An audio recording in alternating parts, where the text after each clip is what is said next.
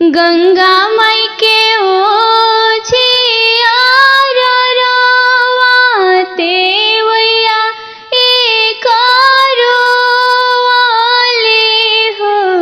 गंगा मैया पानी लहरिया मोही देहा गंगा रे ढासी मरबहो।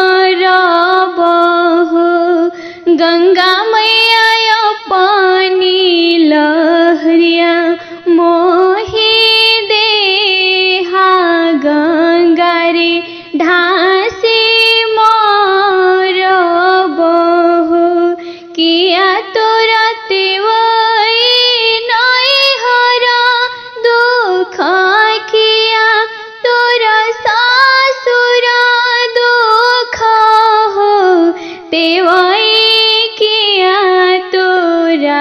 कंठ देशे गैले कवन दुख रोवेलु हो।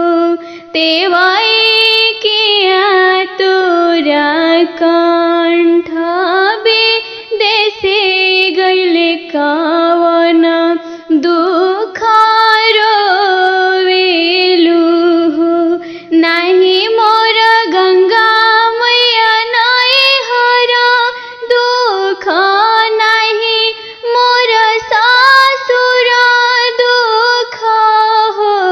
गंगा मैया नहीं मोर कंठ देशे गले कोखिया दुख रोवेनी हो।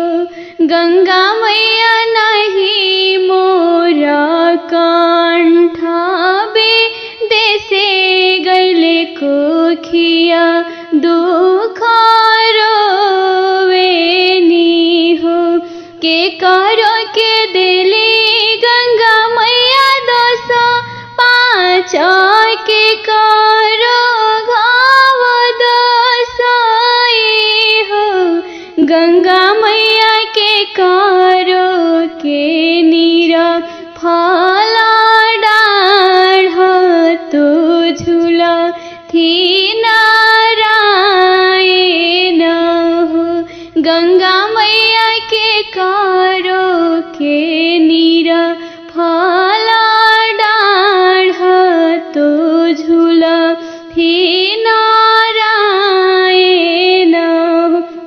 अमवा के दिली गंगा मैया 10 5 घाव 10 हो। गंगा मैया बेली के नीरा फला डाढ़ तो झूला थी नारायण हो। गंगा मैया बेली के नीरा फला डाढ़ तो झूला थी नारायण हो। अमवा जे पूछेली मलिया से होई बेलिया से हो। बहिनी कवानी बरत तू हो कैलु पुतर फला पैलु पुतर फला पैलु हो। कार्तिक महासे कार्तिक छोट अगहन एतवार कैनी हो। ए बहिनी तुलसी चबूतरा दियर